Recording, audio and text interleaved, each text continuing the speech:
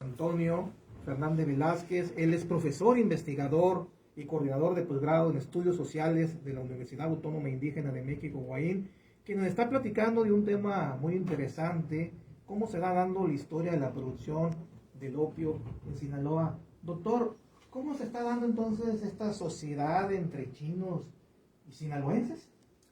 Sí, como te comentaba en el bloque anterior, esta sociedad de chinos y sinaloenses es el parteaguas para el origen entonces de las redes de economía ilegal del opio en Sinaloa. Te comentaba hace un momento el caso del chino Amarillas. Este es un ejemplo entonces de cómo se crean las formas de asociación, tanto en la serranía como en la ciudad. Lo cierto es que esto del tráfico de drogas es un vínculo asociativo, haga la redundancia, entre chinos, sinaloenses, la política, la élite de la política local en Sinaloa y comerciantes extranjeros, ¿no? Esto hasta la década de los años 30. Entrada a la década de los 40, hay otro proceso que hay que explicar para poder entender este asunto del tráfico de drogas y el tráfico de opio. Recordemos que hacia la década de los 40 se presenta uno de los periodos de crecimiento económico y demográfico más importantes o sostenidos durante el siglo XX, que es el esquema de sustitución de importaciones o lo que se conoce posteriormente como el milagro mexicano, ¿no? Uh-huh. Hay un contraste en este asunto que es importante explicar, ¿sí? Recordemos que hubo un importante impulso en la agricultura comercial, ¿sí? Impulso en los sistemas de riego.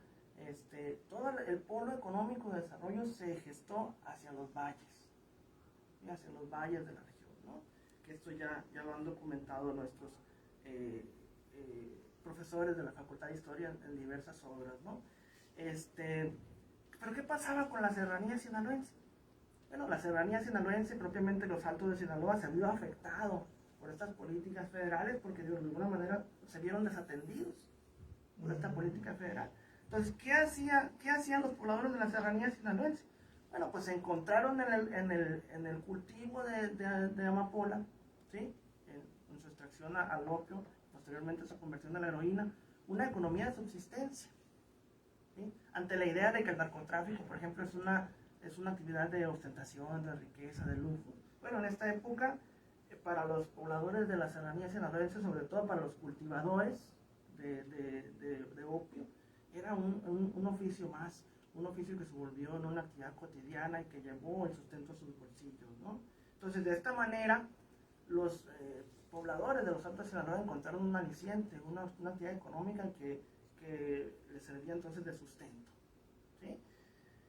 Esto alternado con otras actividades económicas, es decir, no quiere decir que los pobladores de la serranía sinaloense se dedicaran todo el año a sembrar amapola, ¿sí? Lo alternaban con la minería, ¿sí? Con la agricultura de expansión, de riego, es decir, migraban a la ciudad, por ejemplo, al corte de tomate, de chile, a trabajar en jornal, en otras actividades, y la otra mitad del año, por decir, entre septiembre y enero, que es la etapa de la preparación de la tierra, el cultivo de estas plantas ilícitas, se dedicaban entonces al cultivo de opio. Entonces, mitad del año, digamos, lo alternaban con actividades lícitas y la otra mitad del año con actividades relacionadas con el cultivo de opio, cumpliendo el ciclo agrícola regular, ¿no? Entonces, en este periodo se da este asunto en torno a la región de los Altos. Pero ¿qué pasaba a nivel nacional? ¿Cuál era el contexto nacional? Estamos en el contexto de la Segunda Guerra Mundial. Así es. ¿Y qué pasaba entonces a nivel nacional? ¿Cuál era la resonancia entonces en este aspecto en la Segunda Guerra Mundial? Bueno, pues tenemos que decir que durante un corto periodo se legalizó la producción, el cultivo y producción de opio en Sinaloa. De tal manera que en febrero de 1940, Lázaro Cárdenas es convencido por algunos médicos, vamos a decirlo así, del Departamento de Salubridad Pública, para que legalizaran la producción de opio. En el entendido de que en esta dicotomía que te hablaba yo, de que si se le trataba como un enfermo, un delincuente la persona involucrada en temas relacionados al opio, la vía era legalizar entonces la producción y el consumo de opio. El presidente reconoce entonces que había que atender al vicioso como enfermo. Es decir, vuelve otra vez por primera vez, la idea que iniciamos dentro del Departamento de Salud Pública a principios de los 30, toma resonancia en el presidente de la República y reconoce entonces que esta idea que se venía trabajando dentro de 10 años se establece entonces se reglamenta entonces de manera oficial. Entonces la producción de opio se legaliza por un corto tiempo en México. Vamos a decir que fue de febrero de 1940, 17 de febrero de 1940, al 7 de junio de 1940.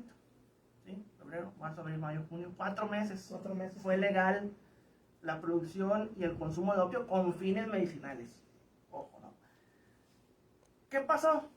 Hubo presiones internacionales, ¿sí? Estados Unidos, molesto por este tipo de situaciones, manda un comunicado a México y dice, esa ley que tú aprobaste, tenemos que echarla para atrás. Entonces, para evitar problemas diplomáticos y demás, el 7 de junio de 1940, Lázaro Cárdenas se retracta de esa ley y comenta que mientras dure la guerra europea, el Departamento de Salubridad se encuentra con la imposibilidad de cumplir con el reglamento establecido. Entonces echa para atrás la ley y bueno, se vuelve nuevamente ilegal la producción y el consumo de opio. Esto en cuanto al carácter nacional. Sí, porque ya era precisamente consumir con fines medicinales, ¿no? Porque también hay que olvidar la cultura en cuestión de hacer los tónicos para cuidar ciertas enfermedades, y el opio es una materia prima que se utilizaba precisamente para erradicar ciertas enfermedades, ¿no? Iban por los pueblos vendiendo ese tipo de medicamentos, esos medicamentos milagrosos que todo curaba, doctor. Algo así, algo parecido con lo que vemos ahora en los medios, ¿no? Aquel medicamento que te va a curar todo dolor o todo padecimiento. Así era el opio, ¿no? Finalmente funcionaba como un anestésico, un calmante, ¿sí? Un producto que prometía curarte ciertas enfermedades, ¿no? Incluso el propio Chino Amarillas, cuando vendía su bitácora, decía a manera de promoción que su bitácora, es decir, su sustancia derivada del opio convertida en medicina, podía curar hasta 37 enfermedades.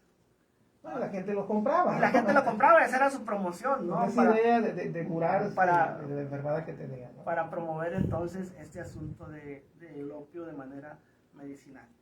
Entonces, en este contexto, ya un poco para bajar al tema sinaloense, grupos de familias sinaloenses a manera de clanes, es decir, con vínculos asociativos vecinales, comerciales o sanguíneos, comienzan a formar ciertos núcleos de familias dedicadas a la siembra, ¿sí? Al procesamiento y al tráfico de nervantes, propiamente opio.